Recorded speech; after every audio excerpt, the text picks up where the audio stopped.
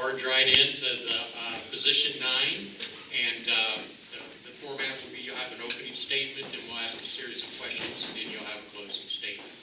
And so, we'll start with you have a 2-minute opening statement, and Lorena will start with you. Well, can you hear me? Yes. Okay. Good evening, everyone. I'm Lorena González. I am your current council member for the entire city of Seattle. And this is my neighborhood. I live just a few blocks away, right in the junction, and have lived in District 1 since about 2006. And I'm really happy to be here with all of you and to share a little bit with you about what I've been up to and why I'm seeking re-election. So over the last couple of years, I've been hard at work on issues related to police reform, issues related to public safety, and also on making sure that we protect our immigrant and refugee communities. That's the committee assignment that I have. And so part of the work that I've been doing over the last couple of years include meeting with small business owners and with workers all across the city to really get a good understanding of what the needs are around paid family and medical leave. And so spent over 1.5 years digging into those issues, and really proud to say that we were able to make the case at the state level to advocate for paid family and medical leave.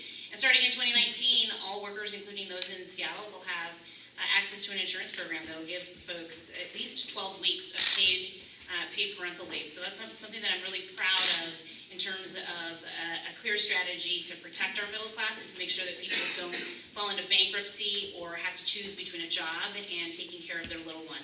Want to be able to do more work like that. I am also the only person on the city council who has hands-on experience with police reform work. I was a civil rights attorney for 10 years before coming to city council, and am looking forward to continuing my leadership on the city council to get us through the consent decree process and make sure that we can bring accountability inside and do it right. I'm running for re-election because I want to continue to do good work for the people of Seattle and dig into issues related to homelessness and housing affordability and see through all of the other work that I've been doing over the last 2 years. Thank you. Hi, I'm Murakami, and first I have to apologize for this croaky voice. I went to the doctor this afternoon and I'm on antibiotics and I'll be okay. But what it demonstrates is that I could be half dead and I'll still be out there working for you.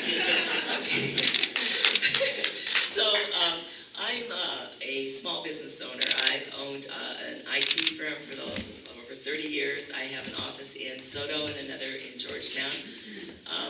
I've lived in Seattle since 1975.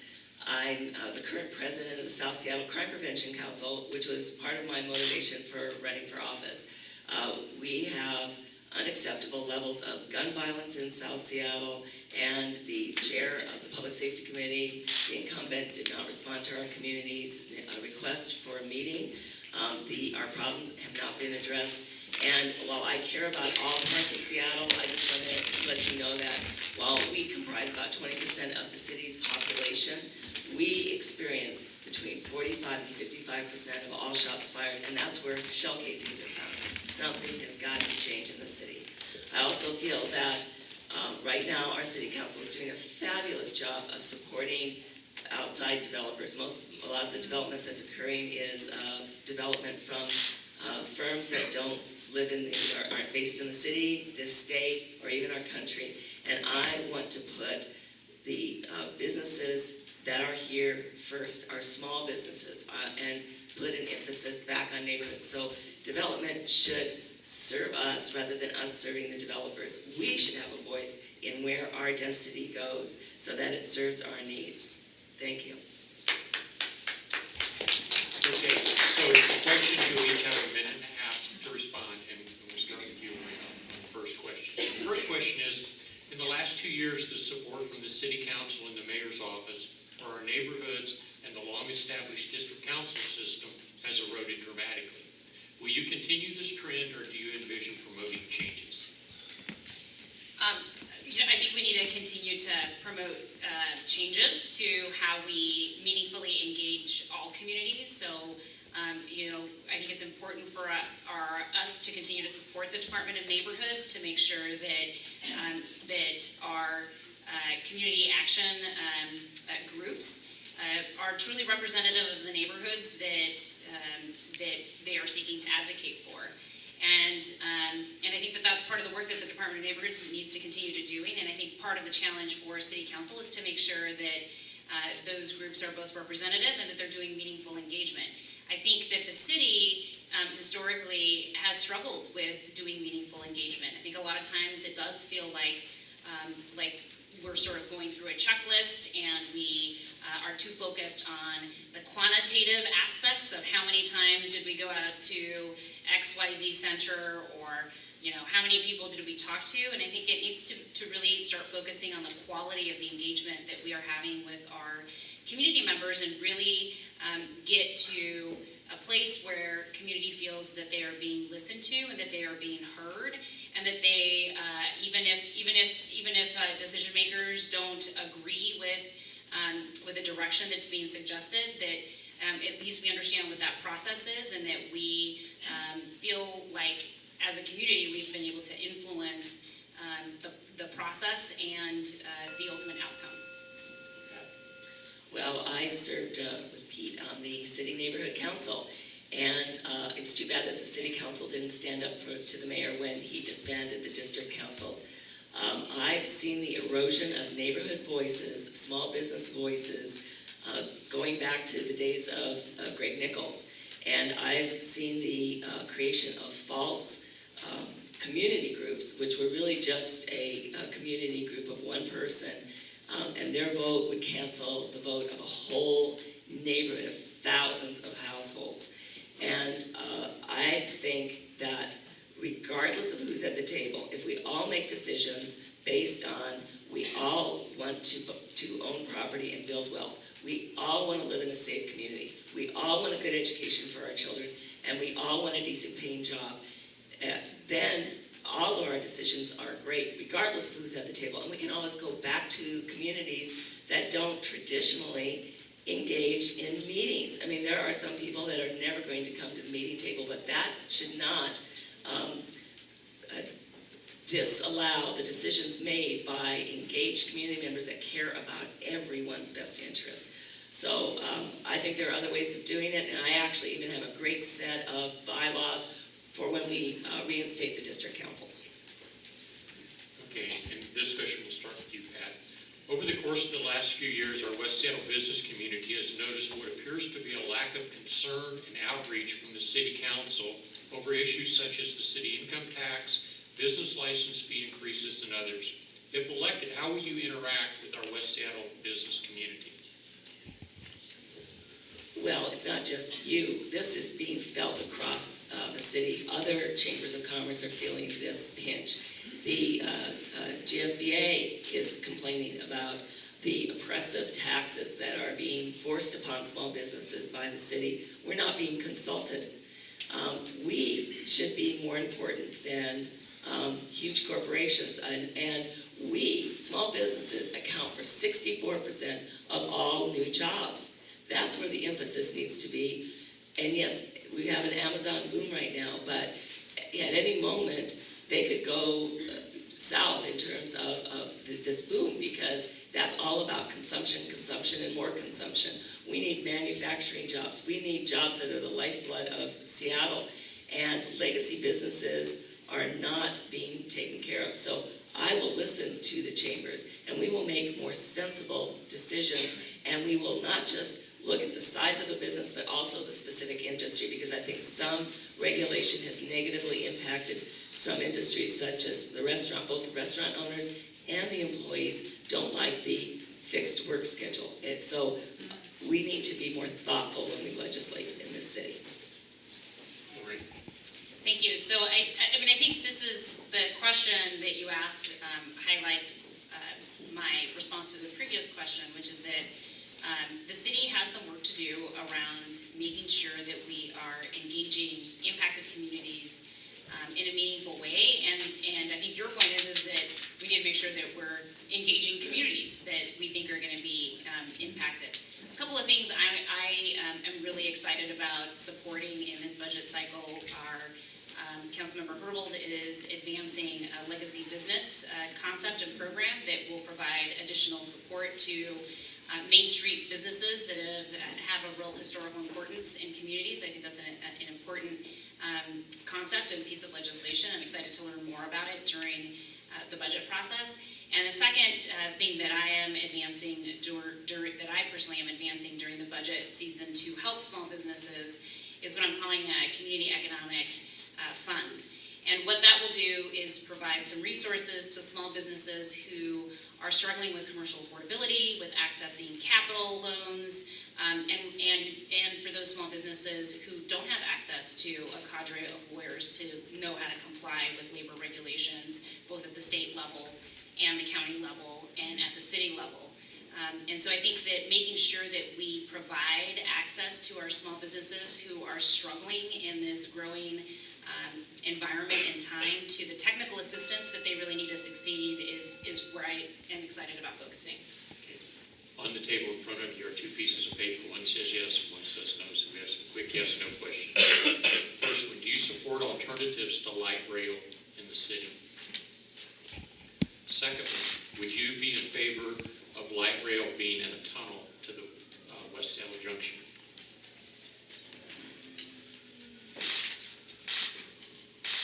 Okay, 3, should public funds be spent to influence the acquisition of a sports team and build an arena? What was the question? Should public funds be spent to influence the acquisition of a sports team and build an arena?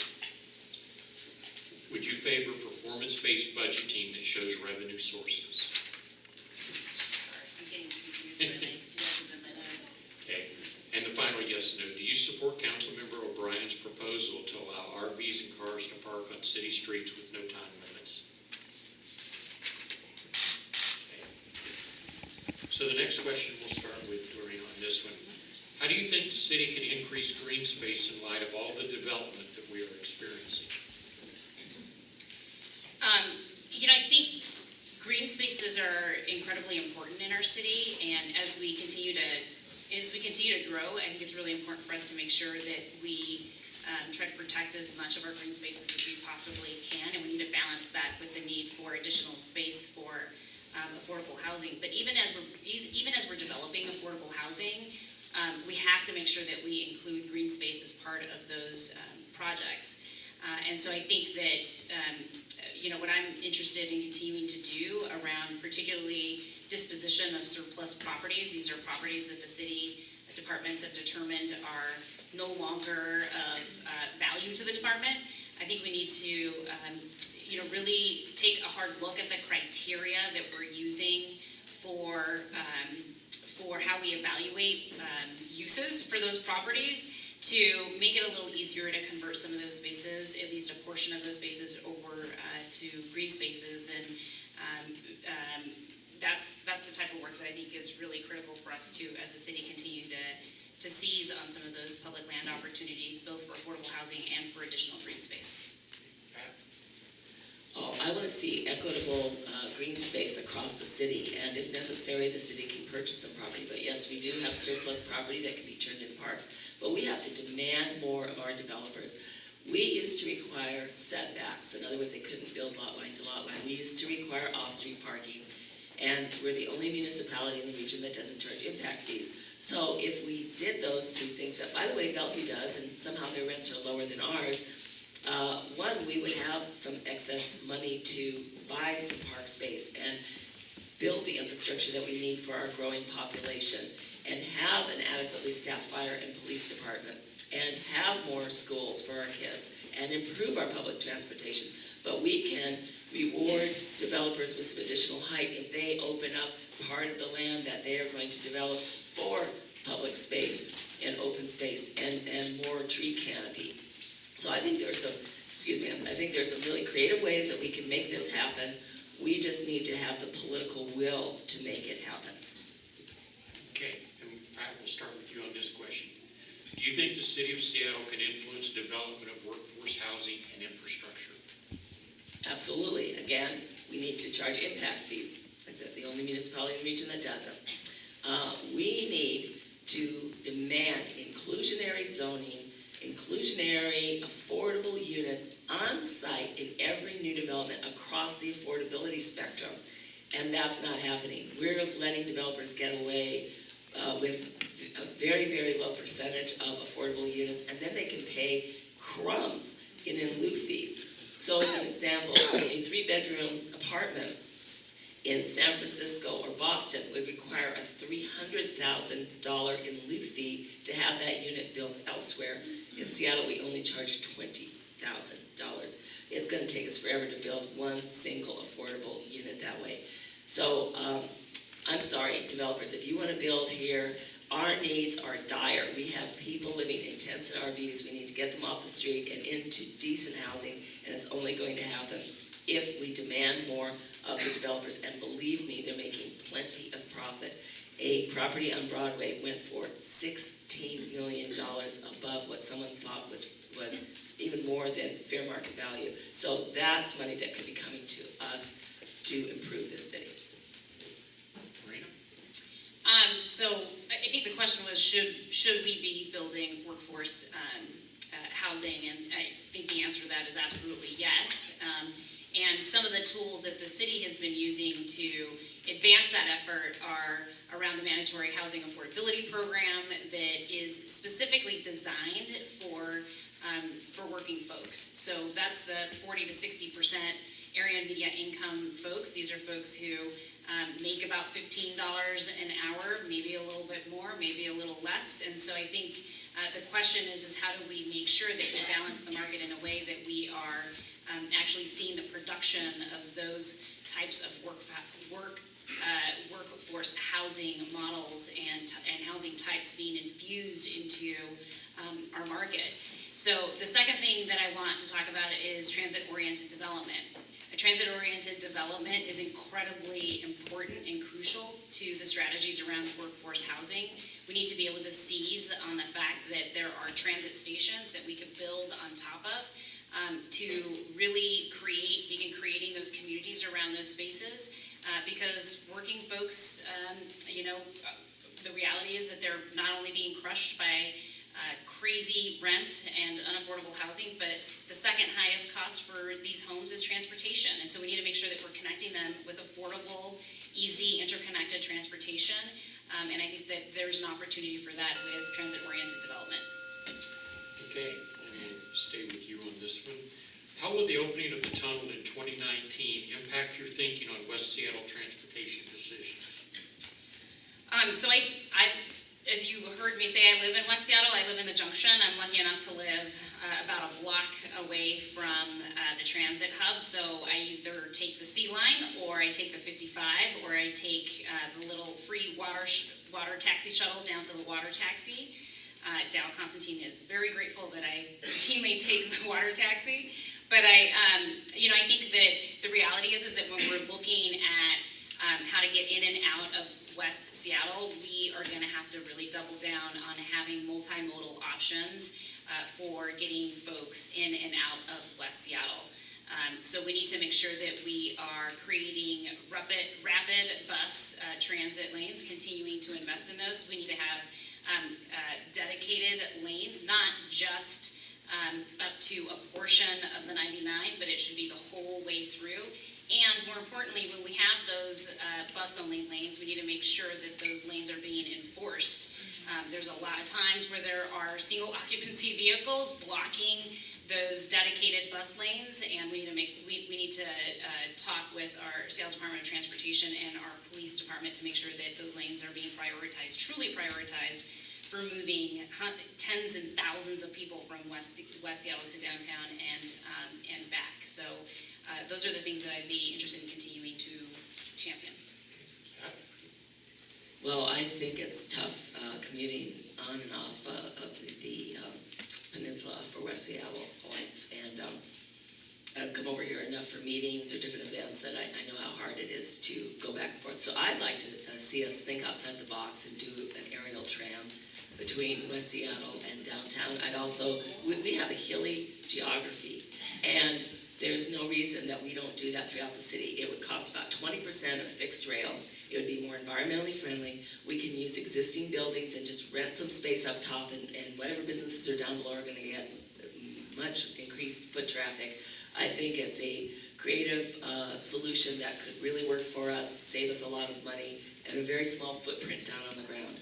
So I'm all for moving us more effectively and getting us out of cars. And as to the tunnel, I was in Alaska during the big earthquake. I am not going through it now.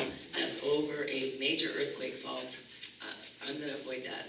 So that'll be one less car to clog it up. Okay, the final question, and we'll start with Pat on this one. Ceaseless messes seem to be the pattern for governing. The sprawling 23rd Avenue disruption last year and this year's Belltown paralysis, which has seen 2nd, 3rd, and 6th Avenues simultaneously ripped up, lanes closed on 4th Avenue, and side streets like Clay and Cedar blocked. What lessons can be learned from these projects that will benefit West Seattle when SDOT starts the Fauntleroy Boulevard project? Well, I think SDOT has done a very poor job of project management. I mean, having to go out to areas that I don't normally go to go to forums or interviews or whatever, I'm going, holy cow, I don't know how people do this. So with my business, I do a lot of work remotely on the computer, or I go to clients after 10 a.m. and I get back to my office before 3, so I avoid much of the agony that many of you probably experience every day, or your customers experience and can't get to your businesses. So I pledge that I will not let happen to any community what happened to us on ML King. When they tore that up, more than 40 businesses closed. They have never come back. Businesses along ML King corridor are still closing despite light rail, despite all of the additional housing that they put up. We did not get enough in mitigation fees. We were so negatively impacted. And the really sad thing is low-income people that take the bus rather than light rail because it saves them money now must walk as much as a half mile out of the way to get to their bus stop.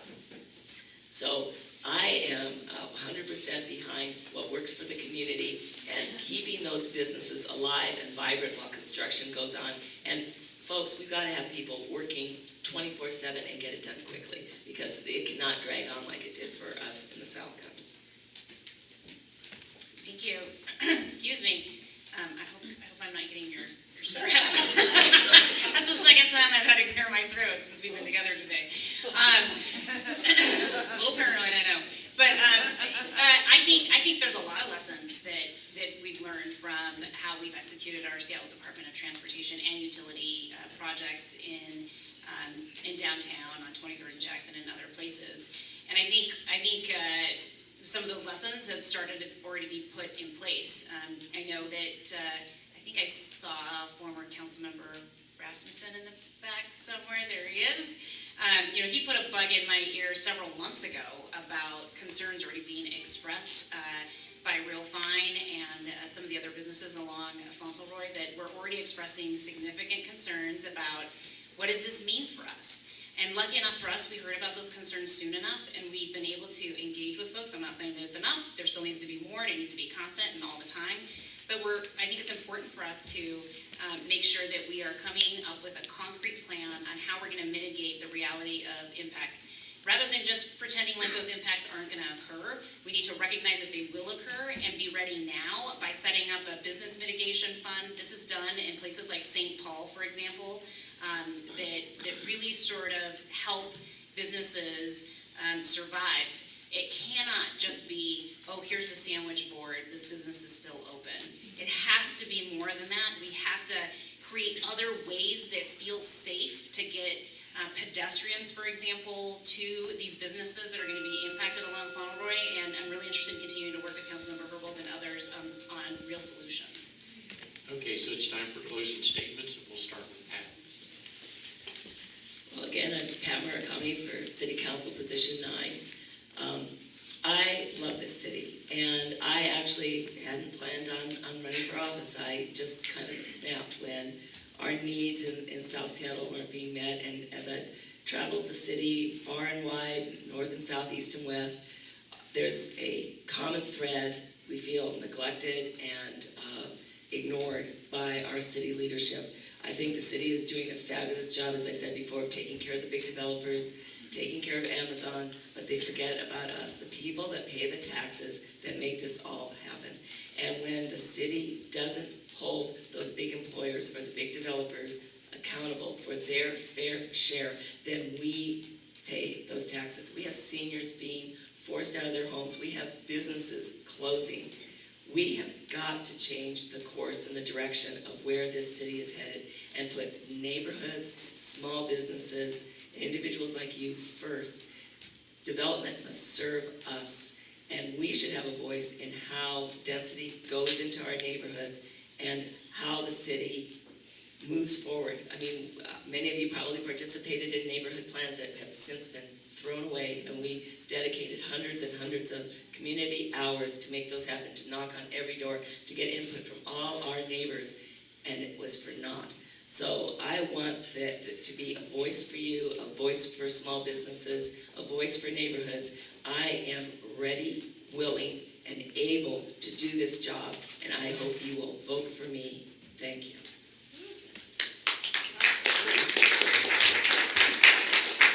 So thank you all so much for being here on a late, I think it's Thursday night. I, again, am Lorena González. I'm your current council member and your neighbor living here in West Seattle. And, as a citywide representative, it's really important for us to, as citywide representatives, really make sure that we have a pulse on what's happening across the city. And that's what I have been doing over the last 2 years. That's why I've been working on issues related to police reform, to issues related to working families, to issues related to how we protect those who are most vulnerable in our communities, who are feeling really afraid, whether you're LGBTQ, whether you are a person of color, or whether you are an immigrant. And I've been really proud to be able to do that work.